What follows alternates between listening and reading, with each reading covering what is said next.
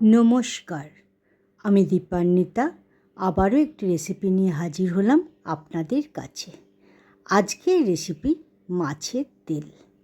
এটি বানানোর জন্য আমি একটি কড়া নিলাম, তাকে গ্যাসের আগুনে চড়িয়ে দিলাম।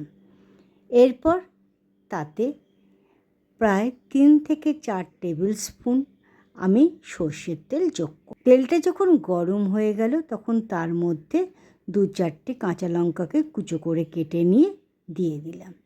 এরপর একটা মিডিয়াম সাইজের পেঁয়াজ ও 2টো স্মল সাইজের ছোট সাইজের টমেটোকে ছোট ছোট টুকরো করে কেটে নিয়ে সেই তেলে যোগ দিয়ে হাই ফ্লেমে আমি নাড়াচাড়া করতে লাগলাম। এরপর একটা ঢাকনা লাগিয়ে দিলাম 2 থেকে 3 মিনিটের জন্য। এই সময় ফ্লেমটাকে লোতেই রাখবেন। পেঁয়াজ এবং টমেটোটা যখন সফট হয়ে যাবে, নরম হয়ে যাবে, তখন তাতে 1 টিস্পুন আদা রসুন বাটা, স্বাদ মতো নুন ও 1 টিস্পুন হলুদ গুঁড়ো যোগ করে দিয়ে আবারও ভালোভাবে 1-2 মিনিট ধরে নাড়াচাড়া করে নিয়েছিলাম, যাতে আদা রসুনের কাঁচা গন্ধটা চলে যায়।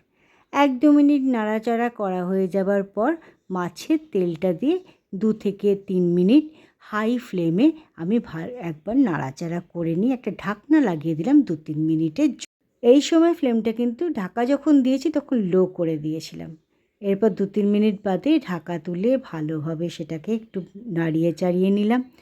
মেশানো হয়ে যাবার পর গ্যাসের আগুনটাকে বন্ধ করে একটা ঢাকা দিয়ে রেখে দিলাম 2-3 মিনিটের জন্য।